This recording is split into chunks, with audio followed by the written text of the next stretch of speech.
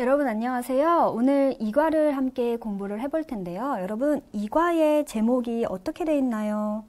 소노 코레아노 저는 한국인입니다 라는 제목으로 되어 있네요. 자, 제목으로 보니까 오늘은 저는 어느 나라 사람입니다. 저는 어느 도시 출신입니다. 라는 자기소개를 하는 표현을 배워볼 것 같은데요. 자, 그러면 본문으로 넘어가서 한번 어떤 대화 내용이 있는지 살펴보도록 하겠습니다. 자, 본문 같이 살펴보기 전에 원어민이 녹음을 한 내용을 한번 먼저 듣고 같이 본문으로 넘어갈게요.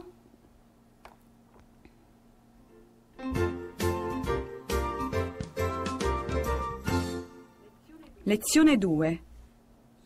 Sono coreano. Dialogo 2. Qual è il suo nome? Mi chiamo Kim. È giapponese, signor Kim? No, non sono giapponese, sono coreano. Che lingua parlano i coreani? Parliamo il coreano. Parla anche l'inglese? Sì, parlo inglese, giapponese e un po' di italiano. Complimenti. Di dov'è lei? Sono di Seul. E lei? Io sono di Spoleto, ma abito a Perugia. Che lavoro fa a Perugia? Faccio l'impiegata in un'azienda. 자, 여러분 어떠셨나요? 녹음 내용을 보니까 오늘 두 사람이 만나서 자신의 이름이나 국적, 그리고 출신 도시에 대해서 얘기를 하고 있네요. 자, 그럼 이탈리아어로 이런 표현들을 어떻게 하는지 만세 포인트를 통해서 같이 살펴보도록 하겠습니다. 자, 만세 포인트 1번에 보면은 어떻게 나와 있나요? 1번에 이름이 무엇입니까? 라는 표현이 나와 있는데요. 두 가지 표현으로 적혀 있어요. 처음에는 quale il suo nome, 또 두 번째 문장은 come si chiama lei 라고 적혀 있는데요. 자, 두 가지 표현 다 이름이 무엇인지를 물어보는 표현이에요. 자, 첫 번째 거는 essere 동사를 이용해서 물어보는 표현이고요. 두 번째는 si chiama 해가지고 chiamarsi라는 제귀 동사를 이용해서 이름을 물어보고 있어요. 그런데 여러분 이탈리아어에도 저희 말과 비슷하게 격식체라는 게 있다고 얘기를 했어요. 여러분 처음 만난 사람에게 너 이름 뭐야? 너 어느 도시에 살아? 라고 이렇게 반말로 물어볼 수는 없잖아요. 그렇기 때문에 처음 본 사람에게는 격식체, 즉 에세레 동사의 3인칭 존칭을 사용하거나 아니면 일반 동사의 3인칭 단수로 변형을 해가지고 물어보셔야 돼요. 자, 그래서 quale il suo nome에서도 에세레가 3인칭 단수로 쓰였고요. come si chiama lei라고 물어볼 때도 chiamarsi의 3인칭 단수 형태가 쓰인 거예요. 자, 그러면 대답은 어떻게 할까요? 대답도 질문과 마찬가지로 두 가지 형태로 대답을 할 수가 있어요. 첫 번째, io sono Kim 이렇게 에세레 동사 1인칭으로 변형을 해서 sono Kim, 저는 킴입니다 라고 대답을 할 수 있고요. 또는 두 번째 문장에서처럼 chiamarsi라는 동사를 이용하실 수 있어요. 그래서 1인칭 단수형으로 mi chiamo Kim 이렇게 얘기를 하면은 저는 킴입니다. 제 이름은 킴입니다. 라는 뜻이 되는 거예요. 자, 여러분 이렇게 이름을 물어볼 때는 두 가지 표현을 할 수 있다라는 거 잊지 말고 기억해 두시고요. 자, 이번에 만세 포인트 2번으로 한번 넘어가 볼게요. 자, 만세 포인트 2번을 한번 볼게요. 2번에 보면은 한국인입니다 라는 표현이 있는데요. sono coreano 라고 표현을 하고 있어요. 저는 한국인입니다 라는 표현을 우리가 보듯이 에세레 동사 1인칭으로 변형을 해서 표현을 하고 있는데요. 그래서 sono coreano가 되는 거고요. 만약에 여성일 경우에는 코레아노라고 할 수가 없어요. 여성일 경우에는 코레아나라고 해주셔야 돼요. 그래서 저같이 여자인 사람은 저는 한국인입니다 라는 표현했을 때 소노 코레아노가 아니라 소노 코레아나라고 쓰셔야 한다는 거 기억해 두세요. 이탈리아어는 성수의 일치가 굉장히 중요한 부분이에요. 그래서 말하는 사람이 단수인지 복수인지 그 주체가 여성인지 남성인지에 따라서 형태가 변하기 때문에 여러분 이 부분을 잘 기억을 해 두셔야 될 것 같아요. 자, 그러면 그 다음에 나와 있는 문장을 한번 볼게요. 당신은 일본인이신가요? 라는 표현이에요. 당신은 일본인이신가요? 라고 격식체로 물어보고 있죠. 그렇기 때문에 에셀의 동사도 2인칭이 아닌 3인칭 레이 존칭으로 쓰여 있습니다. 그래서 에 자포네세라고 되어 있어요. 했더니 대답이 No, sono coreano이네요. 저 일본 사람 아니에요. 한국 사람이에요. 라는 표현이에요. No, sono coreano. 아니요, 한국인입니다. 라고 대답을 하고 있죠. 여기서도 마찬가지로 여성이 대답을 하게 되면 No, sono coreana. 라고 대답을 해주시면 돼요. 자, 이렇게 국적을 묻는 표현이 당신은 일본 사람입니까? 한국 사람입니까? 라고 간접적으로 물어볼 경우도 있고요. 아니면 직접적으로 당신의 국적은 어디신가요? 당신은 어느 나라 사람인가요? 라고 직접적으로 묻는 표현도 있어요. 그런 표현이 바로 여기 세 번째에 나와 있습니다. 디게 나치오날리타 에 레이라고 하고 있어요. 여기서 나치오날리타라는 명사가 바로 국적이라는 뜻이에요. 그래서 여러분들 국적을 물을 때 이렇게 표현을 직접적으로 묻는 표현 혹은 간접적으로 묻는 표현으로 쓰실 수 있다는 거 잘 알아두고 넘어가셨으면 좋겠습니다. 자, 그러면 세 번째 만세 표현을 한번 넘어가 볼게요.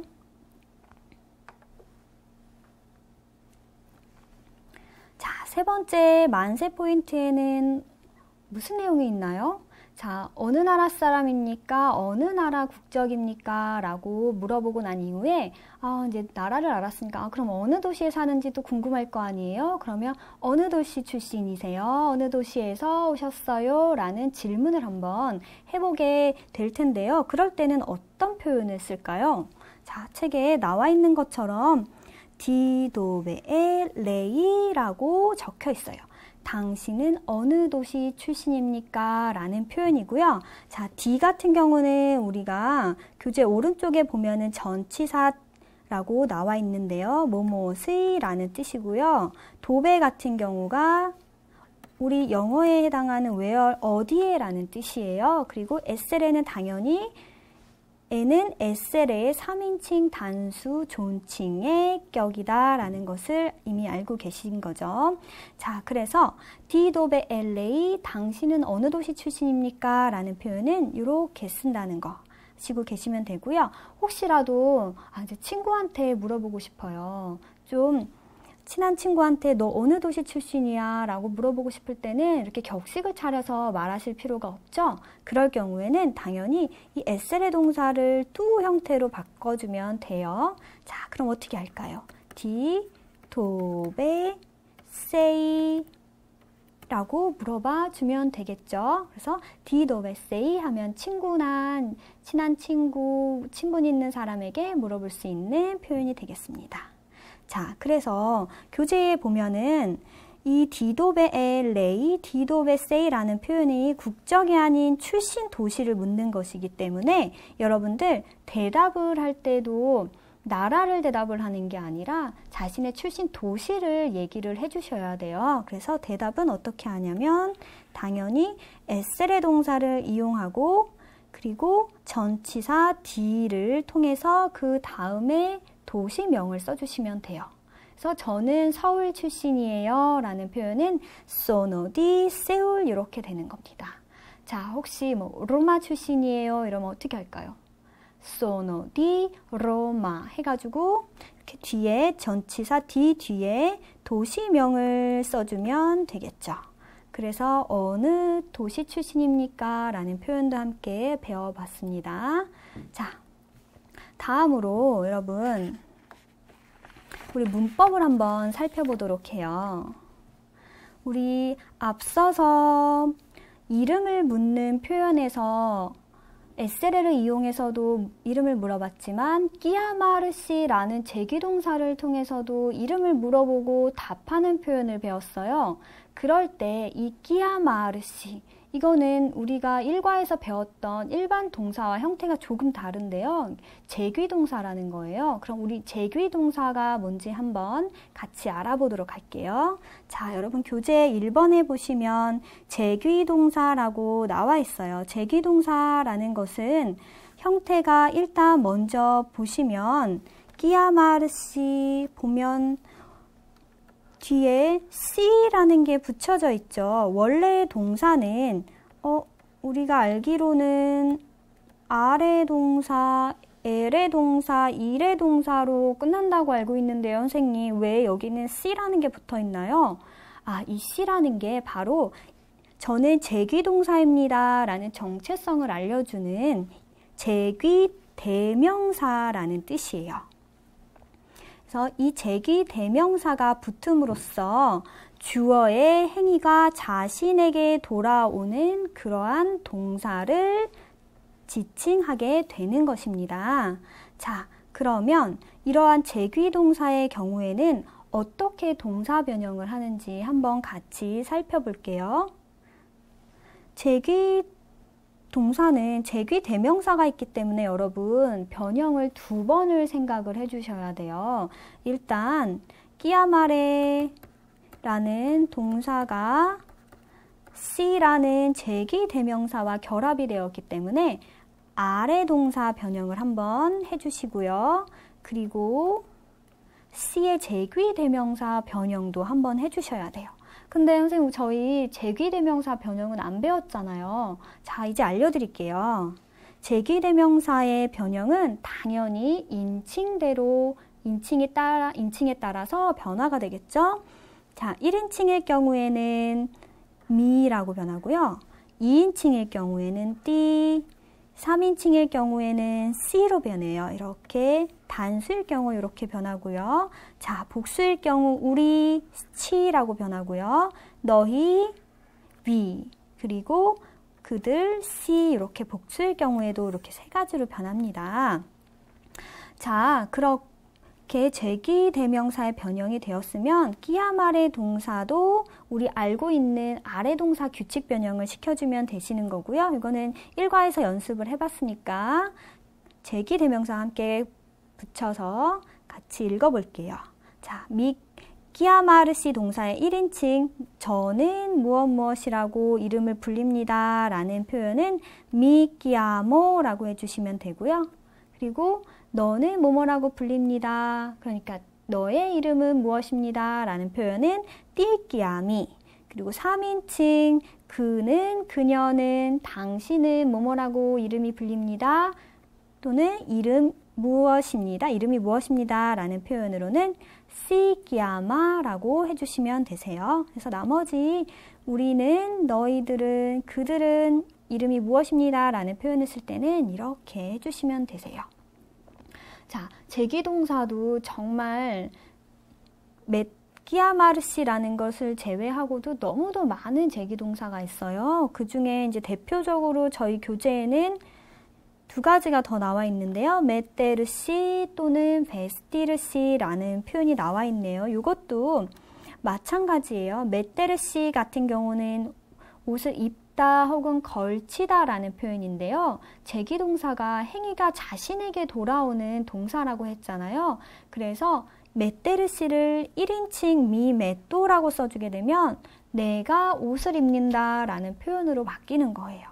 그래서 너는 옷을 입는다 그러면 어떻게 될까요? 그럴 때는 메띠 이렇게 써주시면 되시겠고요. 자, 베스티르시도 마찬가지예요. 이렇게 주체에 따라서 제기대명사의 형태를 변형시켜 주시고 그 다음에 제기대명사를 제외한 나머지 본동사를 규칙 변형을 해주시면 되시는 거세요. 자, 그럼 예문을 한번 같이 살펴볼게요. 자, 제 이름은 실비아입니다 라는 표현은 Mi chiamo Silvia 라고 하고 있네요. Mi chiamo, 저를 불립니다. 저는 저를 이렇게 부릅니다 라는 표현으로 Mi chiamo Silvia 라고 하고 있고요. 자, Mi metto un cappello 이러면 mi, 제가 저에게 metto, 얹습니다. 입힙니다. 무엇을? un cappello라고 해서 모자라는 뜻이죠. 그래서 mi metto 하면 모자를 저에게 씌웁니다. 즉, 저는 모자를 씁니다 라는 표현이 되는 거예요. 자, 이런 식으로 제기동사는 형태가 일반 동사랑 조금 다르다는 것, 그렇기 때문에 변형도 조금 다르게 이루어진다는 것을 좀 주의 있게 살펴보시고 다음으로 한번 넘어가 볼게요. 자, 여러분 2번에서 보면 명사의 성과 수 이렇게 나와 있네요. 이탈리아어는요, 제가 1강에서도 얘기를 했지만 성수의 일치가 굉장히 중요해요. 그러니까 말하는 주체 또는 그리고 지시되는 대상이 남성인지 여성인지 또는 단수인지 복수인지에 따라서 형태가 변화하는 거예요. 근데 형태가 완전하게 새로운 형태로 변하는 게 아니라 어미 형태가 살짝 바뀌어요. 그리고 어떠한 명사를 보면 이 명사가 단수인지 복수인지 혹은 여성인지 남성인지를 구별할 수 있습니다. 그런 규칙이 있기 때문인데요. 자, 우리 어떤 규칙이 있는지 한번 살펴보도록 할게요. 자, 여러분 교재를 한번 보세요. 교재에 보시면 이탈리아어의 명사는 모두 성과 수의 개념을 동반한다 라고 되어 있어요. 자, 그러면 어떤 명사가 남성이고 어떤 명사가 여성인지 구별은 어떻게 하냐면 이 표를 한번 보시겠어요? 자, 남성 명사 같은 경우는요, 어미가 보통 오로 끝나요. 오로 끝나게 되고 여성 명사의 경우는 아로 끝나게 됩니다. 자, 그러면 오로 끝나는 남성 명사를 복수 형태로 바꿔주려면 어떻게 바꿀까요? 네, 어미를 오를 이로 바꿔주시면 되세요. 자, 그러면 여성의 아로 끝나는 명사는 뭘로 바꿔줄까요? 네, 그렇죠.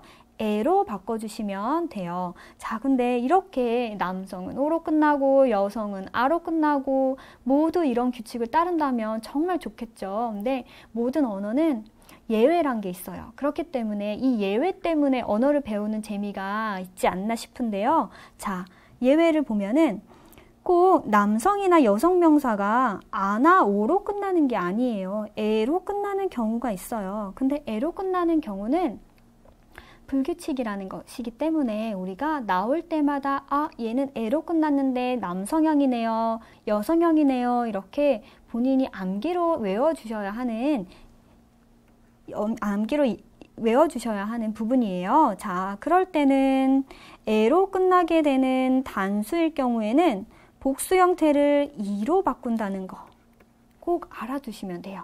그러니까 여성이든 남성이든 똑같이 어미가 에로 끝나게 될 때는요, 둘 다 복수 형태가 이로 바뀐다라고 꼭 알고 계시면 되고요. 여러분 예문을 보시면, 예시를 보시면 좀 더 이해가 쉬울 거예요. 자, 리브로를 한번 볼게요. 리브로 책이라는 뜻이죠. 리브로를 어미가 오로 끝났네요. 그러면 남성 단수 명사네요. 자, 그러면 남성 단수의 복수 형태는 어떻게 시켜줄까요? 오로 끝났으니까 이로 바뀌겠네요 해서 리브로가 리브리로 바뀌는 거게 됐죠. 자, 그 다음에 그러면 여성 명사를 한번 볼게요. 여성 명사 까사 나와 있어요. 까사는 집이라는 뜻이에요. 이 집이라는 까사가 복수 형태로 바뀌려면 어미 아가 에로 바뀌어서 까세 이렇게 되겠죠. 자, 이렇게 누가 봐도 남성 명사, 여성 명사 구분이 되는 명사들은 이렇게 어미를 바꿔주면 되고요. 자, 다음에 여성 명사인지 남성 명사인지 구분이 되지 않는 그러한 단어들이 있어요. 자, 대표적으로 까네라고 나와 있는데요. 여러분들 까네 좋아하시나요? 강아지, 개라는 뜻이에요. 자, 개라는 표현은 까네라고 하고요. 이 까네는 보니까 에로 어미가 끝났어요. 여성인지 남성인지 모르겠어요. 이럴 때는 까네 같은 경우는 성의 구별이 잘 되진 않지만 이것은 남성 명사라고 여러분 알아두시고 기억을 해두셔야 돼요. 그래서 까네는 형태가 남성인지 여성인지 구별이 되지 않지만 남성 명사입니다 라고 암기를 해주시고요. 그 다음에 이럴 경우에는 복수 형태가 까니가 된다. 어미가 에로 끝날 경우에는 복수 형태를 이로 바꿔준다고 했었어요. 자, 이렇게 해주시면 되고요. 자, 그리고 옆에 보면 꼬레아나, 꼬레아네라고 되어 있는데요. 우리가 아까 저는 한국 사람입니다 라는 표현을 할 때 소노 꼬레아노라고 했었어요. 근데 여성분일 경우에는 꼬레아나라고 하면 된다고 했었잖아요. 자, 그럴 때 꼬레아나, 저는 한국 사람입니다. 근데 여성이에요 라는 표현을 쓸 때는 단수로 꼬레아나라고 쓰시면 되시고요. 복수일 경우에는 꼬레아네 라고 쓰시면 된다는 거예요. 자, 근데 여러분 여기서 끝이 아니에요. 정말 예외가 너무나도 무궁무진해요. 이탈리아어 명사 형태를 보면은 아로 끝났는데 이거 여성명사 아닌가요? 근데 남성명사인 경우가 있고 이건 여성명사, 남성명사 같은데 여성명사로 취급되는 경우도 있어요. 이제 그런 예들은 나올 때마다 여러분이 암기를 해주셔야 돼요. 그러한 예외 중에 몇 가지를 교재를 통해서 한번 볼게요. 자, 아랫부분에 한번 넘어와 보면은 남성명사라고 옆에 프로블레마라고 되어 있어요. 여러분, 프로블레마. 문제라는 뜻이에요. 이 단어가 문제예요. 정말 말 그대로 생긴 거는 형태가 여성인데 왜 남성 명사라고 되어 있을까요? 그래서 여러분 이게 예외의 가장 대표적인 건데요. 프로블레마라는 단어는 여성이 아니라 남성이다 라고 외워두셔야 하고요. 이런 경우에는 복수를 어떻게 바꾸냐면요. 원래 여성명사 단수가 아로 끝나면 복수 형태 에로 바꾸기로 되어 있었잖아요. 근데 프로블레마는 특이하게도 남성명사였기 때문에 복수 형태도 어미가 에가 아닌 이로 바꿔주셔야 된다는 거. 여러분 이거 꼭 기억해 두세요. 그래서 프로블레마는 남성 단수명사고 남성 복수명사로 바꾸게 되면 프로블레미라고 합니다. 자, 옆에 나와 있는 테마도 마찬가지예요. 테마, 우리가 영어로도 많이 테마라고 알고 있는데 주제라는 뜻이고요. 테마 같은 경우도 남성 단수명사이고 남성 복수명사로 바꿀 때는 테미라고 한다라고 알아두시면 되세요. 자, 그러면 그 아래에 나와 있는 것도 한번 볼게요. 아래에는 메트로라고 나와 있는데요. 메트로, 얘 또 어미가 오로 끝났어요. 남성 명사 아닌가요? 아니에요. 여성 명사네요. 참.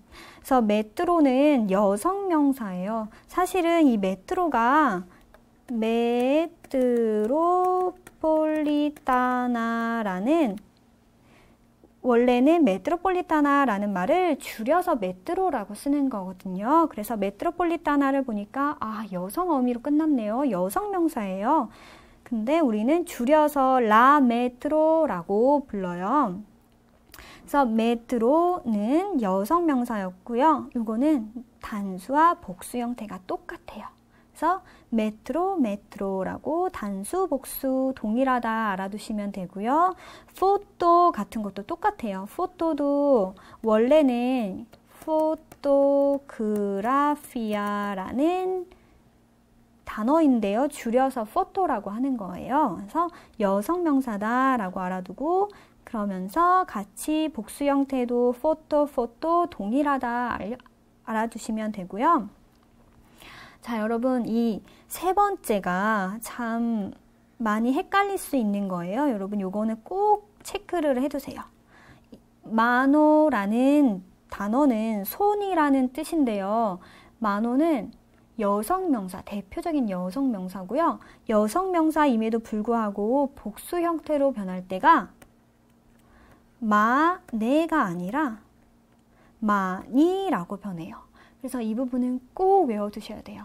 불규칙이기 때문에 여러분들 어떻게 방법이 없어요. 꼭 암기하고 기억하고 한 번 더 보고 그렇게 넘어가셔야 되실 것 같아요. 자, 그리고 세 번째 나와 있는 것을 보면 남성, 여성 둘 다 사용된다 라고 나와 있네요.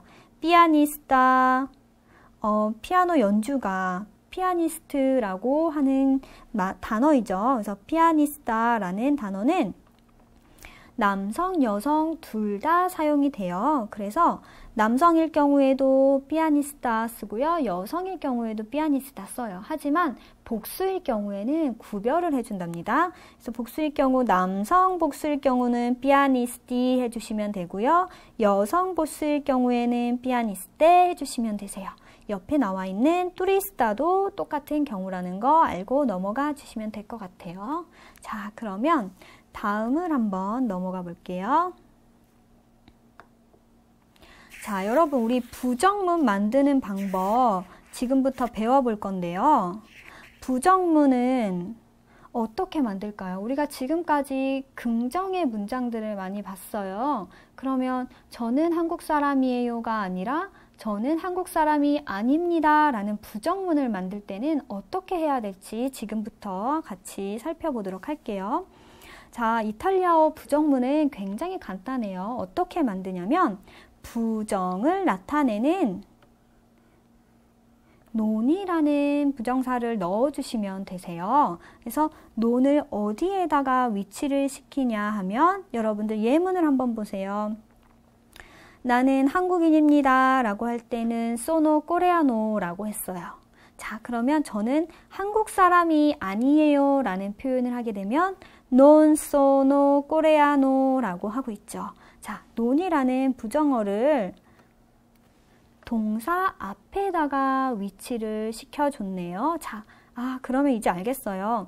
non이라는 부정어는 부정문을 만들어내는 이 non이라는 부정어는 동사 앞에 위치하는구나. 교재에도 나와 있죠. 동사 혹은 동사구 앞에 위치한다 라고 알아두시면 되세요. 그럼 몇 가지 예문을 더 살펴보도록 할게요.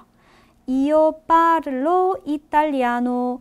나는 이탈리아어를 한다. 나는 이탈리아어를 말한다 라는 표현. 이 parlo가 원래는 parlare 말하다 라는 동사에서 온 거예요. 그래서 Io parlo italiano.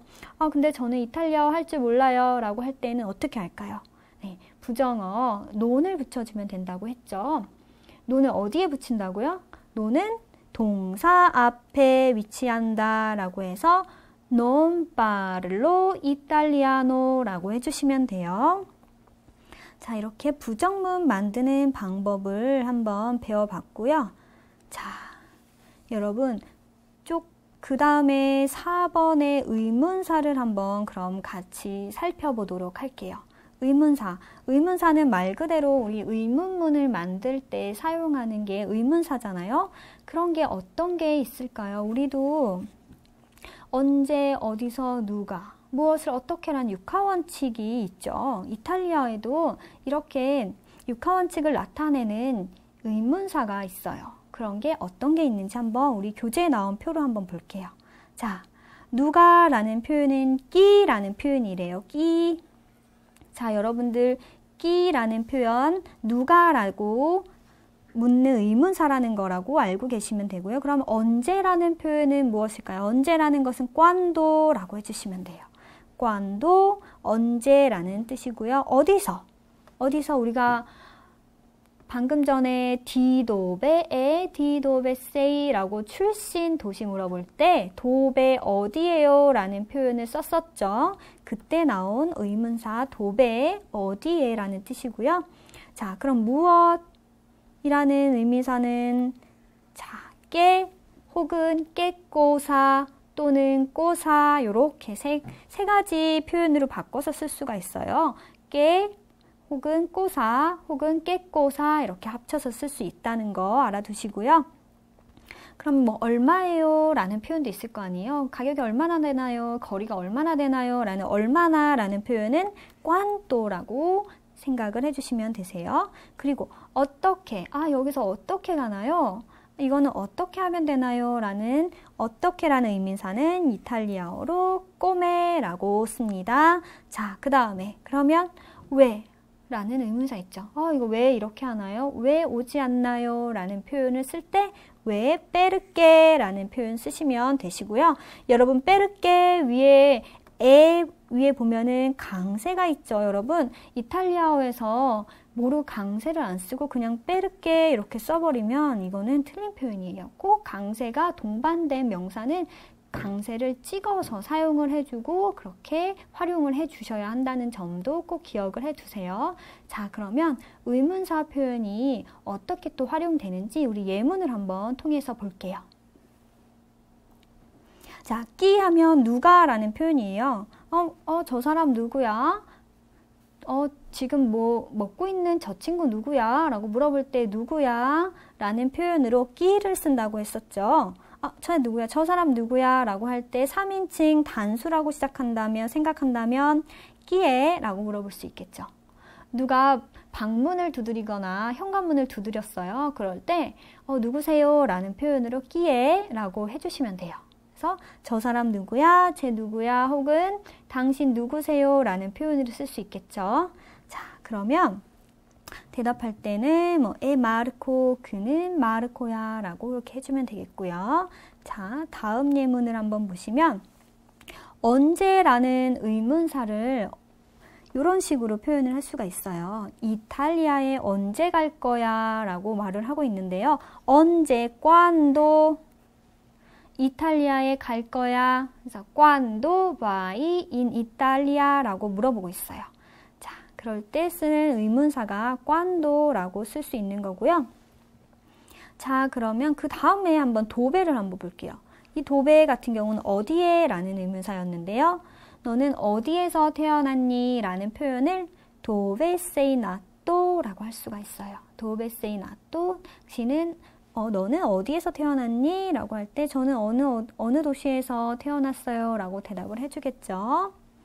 자, 그 다음에 네 번째 표현 한번 볼게요. cos'è questo 라고 해가지고 우리가 방금 전에 che cosa, che 혹은 cosa 라는 무엇이라는 의문사가 이렇게 쓰인다고 배웠는데요. 이것은 무엇입니까? 라는 표현을 할 때는 cos'è questo 라고 표현을 써주실 수가 있어요. 그래서 questo 같은 경우는 이것이라는 뜻이에요. 그래서 이것은 무엇입니까? 이거 뭐예요? 저건 뭐예요? 라는 표현을 쓸 때 여러분들 cos'è 혹은 che cosa'è 라고도 쓸 수 있습니다. 그래서 대답은 è un libro 책입니다 라고 해줄 수 있는 거고요. 자, 그리고 아까 quanto를 배웠는데요. quanto 같은 경우는 주로 가격을 물어볼 때 많이 쓰이게 돼요.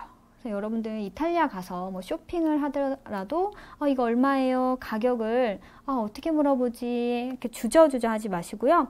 quante 라고 물어보시면 되세요. 그래서 quante 라는 표현이에요. 이게 원래는 quanto에 라는 표현인데 여러분 이탈리아에서 이렇게 모음이 충돌할 경우에는 앞에 모음을 하나 떼어주고 어포스트로피를 붙여준답니다. 그래서 quante 라는 의문문이 만들어지는 거고요. 자, 질문은 대답은 sono di 10 euro 라고 10유로예요 라고 말을 하고 있어요. 자, 다음에 보시면 come stai? come stai 굉장히 익숙한 표현이죠. 이제는 come stai 어떻게 지내? 라는 표현으로 물어볼 때 come stai 라고 물어본다고 했어요. 그럴 때 쓰는 의문사가 어떻게 라는 의미를 담고 있는 come였어요. 자, 그러면 우리 마지막 한번 perché 한번 볼게요. perché는 아까 왜 라는 표현이라고 의문사 왜라는 의미라고 배웠어요. 자, perché mi hai chiamato? 왜 나한테 전화했어? 라고 이유를 물어볼 때 우리가 의문사 perché 왜 라는 표현을 쓰게 된답니다. 자, 근데 이 perché는요, 이렇게 의문문에서 쓰이는 의문사로 왜 라는 표현도 되지만 나중에 배우시겠지만 perché는 이유를 설명할 때 빼르게 라고도 하실 수 있어요. 왜냐하면 뭐 때문이에요 라는 표현을 할 때도 쓰실 수가 있다라는 거 참고로 알아두시고요. 자, 여러분 오늘 2강 이렇게 나라 묻는 표현, 이름 묻는 표현 여러 가지를 배웠는데요. 부정문까지 또 의문사까지 배웠는데요. 책을 교재 덮으시기 전에 한 번 더 복습 꼭 해주시고요. 그리고 교재에 나와 있는 연습 문제도 꼭 한번 풀어보셨으면 좋겠습니다. 자, 오늘 여러분 수고 많이 하셨어요.